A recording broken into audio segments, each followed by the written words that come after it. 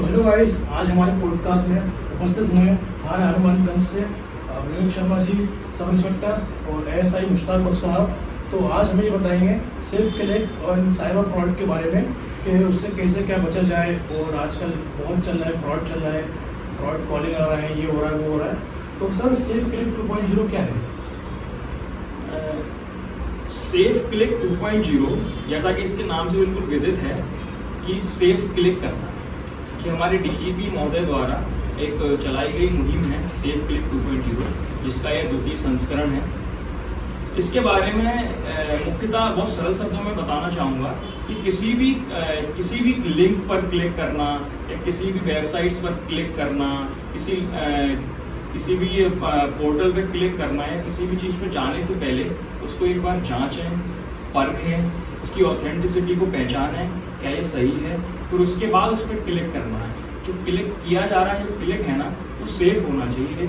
इस मुहिम को बताने के लिए लोगों को साइबर से होने वाले जो फ्रॉड है उनसे अवेयर करने के लिए ये हमारे डीजीपी महोदय द्वारा, मध्य प्रदेश डीजीपी महोदय द्वारा ये मुहिम चलाई गई है, जो हम सभी लोगों को इस प्रकार से लोगों के पास पहुंचकर, चौपाल लगाकर, अन्य विभिन्न माध्यमों से उनको हम साइबर सेफ्टी के बारे में और इन सब मुहिम के बारे में साझा करना है अपनी जानकारी को।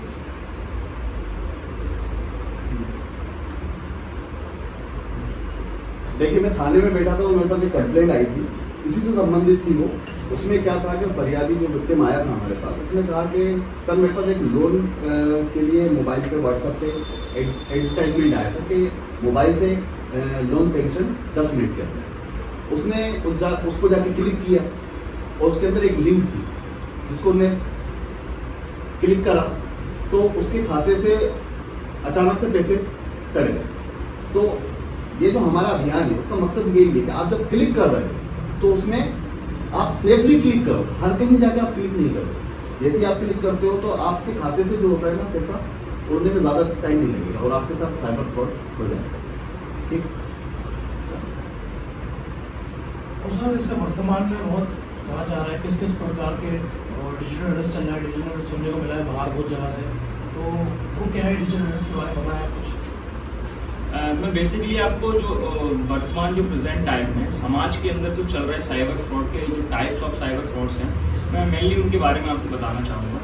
आजकल OTP fraud, financial frauds, social media frauds, इसमें देखने को मिला होगा जैसे सेक्सटॉर्शन टाइप का है, जो वीडियो कॉल्स आती हैं, उस पर फिर कुछ न्यूड मूवीज़ प्ले कर देते हैं और आपकी वीडियो रिकॉर्ड कर देते हैं, फिर वो आपसे पैसे की डिमांड करते हैं। इसी प्रकार से वो बताते हैं कि आपके लिए पार्सल मंगवाया आपने, उस पार्सल में कुछ भी मतलब इलीगल कोई भी चीज़ उसमें पाई गई है तो आपके खिलाफ FIR रजिस्टर्ड हो चुकी है, आपको डिजिटल अरेस्ट किया जाता है। आप अपने आप को कमरे में लॉक कर लीजिए, फिर उसको मतलब इस प्रकार से मैनिपुलेट करके दिमाग को इस प्रकार से डाइवर्ट कर देते हैं कि वो आप अपने आप को सेल्फ अरेस्ट समझने लगते हैं और आप उसको उसके एवज में पैसे ट्रांसफ़र करने लगते हैं। और आजकल एक AP के करके फाइल्स मोबाइल में आती हैं, व्हाट्सएप या सोशल मीडिया के माध्यम से ऐप आता है, थर्ड पार्टी टाइप का ऐप रहता है। कहीं से भी कोई गूगल प्ले स्टोर से प्रोटेक्टेड नहीं रहता है, किसी भी प्रकार से नहीं रहता है वो प्रोटेक्टेड, वो थर्ड पार्टी ऐप है। कहीं कहीं क्या होता है, बहुत से लोगों के व्हाट्सएप में या किसी भी सोशल मीडिया पेज पर या प्लेटफॉर्म पर एक सेटिंग्स रहती है ऑटो डाउनलोड वाली, उनके में ऑटो डाउनलोड वाला सिस्टम ऑन रहता है। इससे क्या होता है, कभी कभी पता नहीं चल पाता है और वो जो ऐप है, जो .ap की फाइल है, वो सेल्फ ही अपने आप ही वो आपके मोबाइल में डाउनलोड हो जाती है। फिर आपके मोबाइल का पूरा एक्सेस सामने वाले के पास जाता है, फिर वो आपके पूरे मोबाइल को अपने एक्सेस में लेके और सारे OTP सारी चीज़ें अपने एक्सेस में ले लेता है और आपका पूरा खाता खाली कर देता है। या किसी भी और अन्य प्रकार की उसको एक्टिविटीज़ करनी होती हैं तो बिल्कुल आपके मोबाइल में घुस के वो सारी एक्टिविटीज़, आपका सारा पर्सनल डेटा वो ले लेता है। इस प्रकार से फ्रॉड करते हैं। आपने बोला एक डिजिटल अरेस्ट, बहुत सही बात है कि पिछले बहुत पुराने समय में मतलब कुछ महीनों में बड़ा देखने में आया है कि डिजिटल अरेस्ट बहुत ही ट्रेंड में आया है।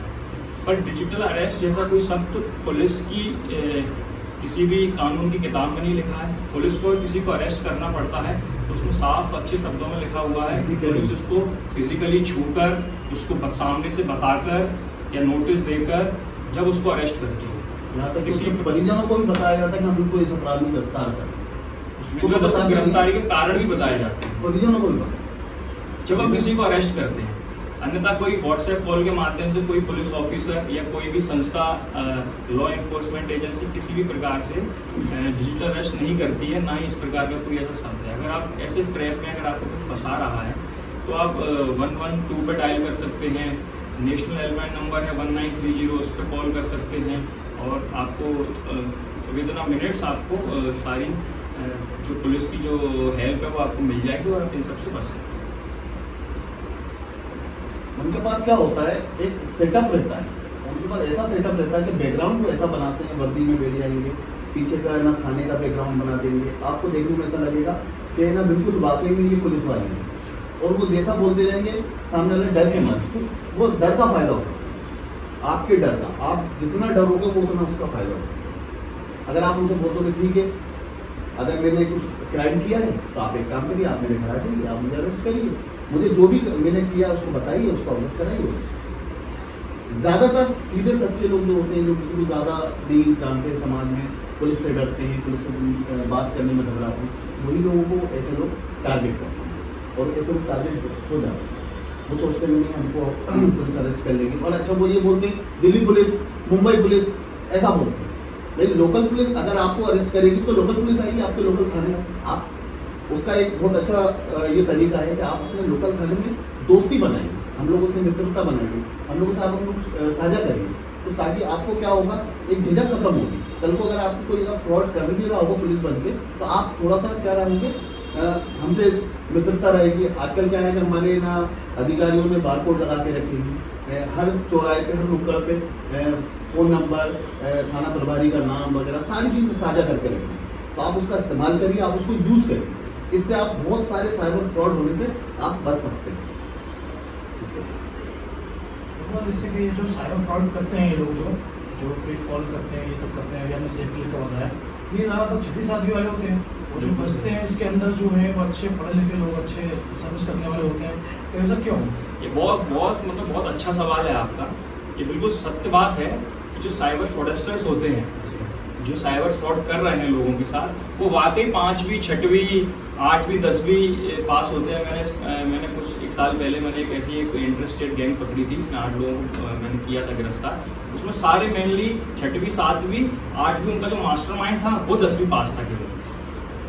और जो इसके विक्टिम्स बनते हैं वो वाकई बहुत अच्छे पदों पर नौकरी करने वाले, ग्रेजुएट, पोस्ट ग्रेजुएट, अच्छी समझ रखने वाले लोग होते हैं, वो इसका ट्रैप या इनका शिकार बन जाते हैं। इसके मेनली मुख्य कारण है, एक तो क्या है, लोगों को लालच।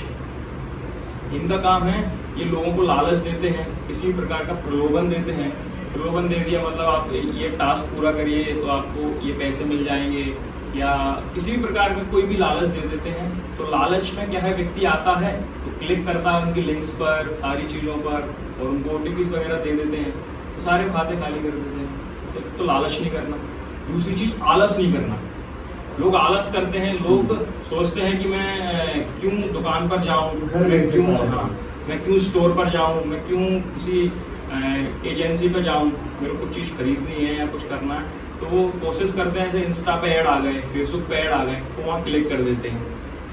जैसे क्लिक करते हैं वो, उनके बैंक खाते खाली हो जाते हैं, क्योंकि वो सारी पर्सनल डेटा मांगते हैं, सारी चीज़ें मांगते हैं। इसमें ज़्यादातर क्या रहता है, इसमें जो आता है ज़्यादातर आता है क्या है कि घर बैठे जॉब है ना, क्या है हमारे समाज में क्या है, क्या जो रोजगार है उसकी बहुत समस्या है। तो क्या घर बैठे ऐड आता है कि आप घर बैठे जॉब करिए, 15,000 रुपये घर बैठे कमाइए, है ना, या फिर आप ना अच्छी जॉब जानना चाहते हैं तो आप इस लिंक पे जाइए, आपको ना कॉल लेटर घर पे आ जाएगा।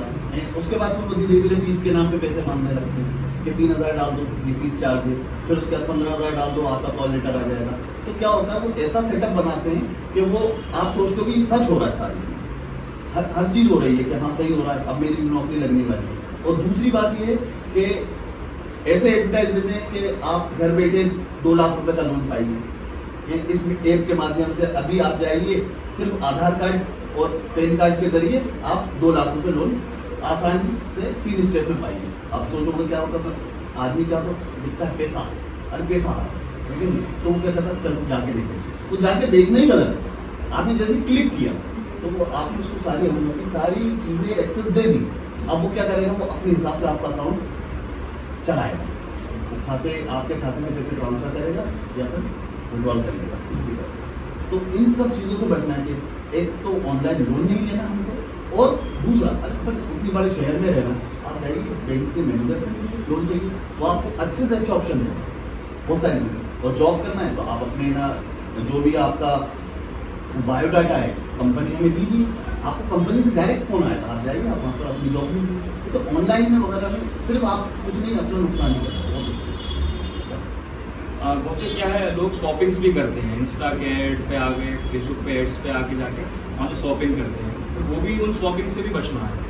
जो अपने प्रोटेक्टेड और जो सिक्योर्ड ऐप हैं, केवल उन्हीं से शॉपिंग करनी है, तो आप बचे हुए हैं। दोस्तों जैसे कि जो है डिजिटल अरेस्ट है जो, तो ऐसा कुछ है सही में या फिर नहीं है? नहीं, डिजिटल अरेस्ट जैसे मैंने बताया थोड़ी देर पहले, डिजिटल अरेस्ट जैसा कोई वाकई कोई अरेस्ट नहीं है, ऐसा कुछ नहीं है। ऐसा कुछ नहीं है। मतलब अगर पुलिस को अगर आपको गिरफ्तार करना है तो पुलिस वाकायदा आपके पास जाएगी, आपको मतलब टच करेगी, फिजिकली गिरफ्तार करेगी, आपको उसके कारण बताएगी कि आपको क्यों, किस अपराध में या क्या आपका इन्वॉल्वमेंट है जिस कारण से आपको गिरफ्तार किया जा रहा है। ये व्हाट्सएप कॉल और वीडियो कॉल्स के माध्यम से कभी किसी प्रकार की कोई अरेस्टिंग नहीं होती है, ये सरासर गलत है, ये साइबर फ्रॉडस्टर्स की चाल है, अपन को इन चालों से बचना है।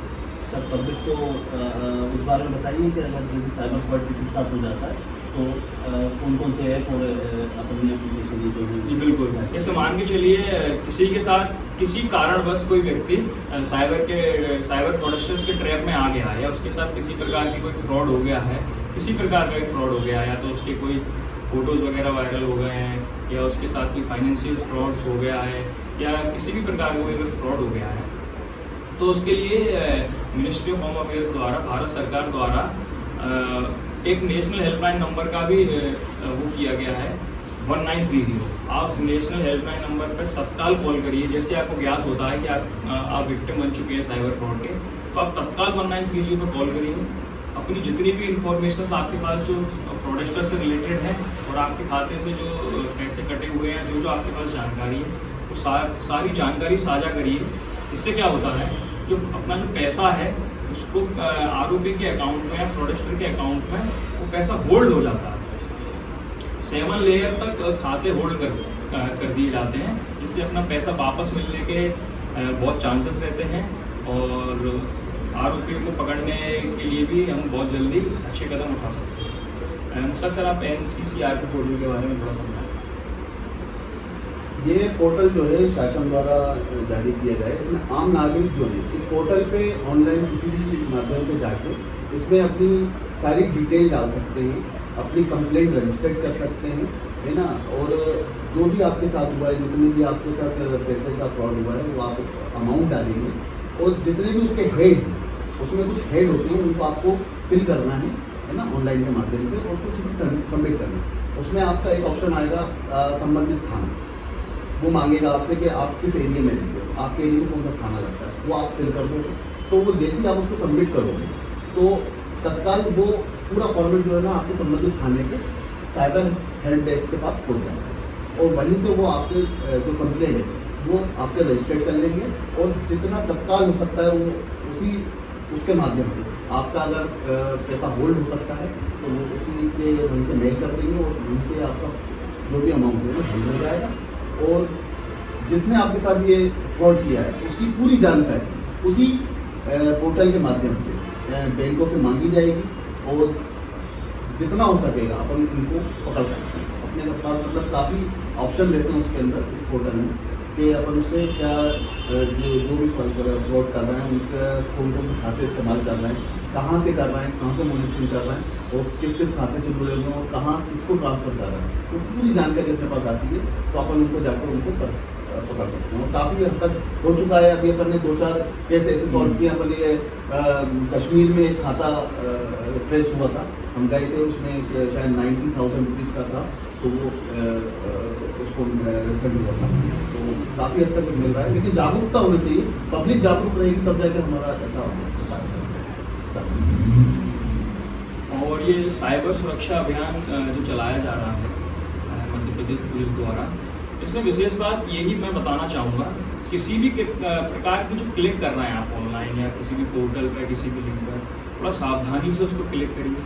अपनी जो पर्सनल डिटेल्स है किसी को साझा मत करिए, अपने OTPs किसी को साझा मत कीजिए, अनजान लिंक्स पर क्लिक मत करिए और इस प्रकार अपने आप को साइबर विक्टिम बनने से बचाइए।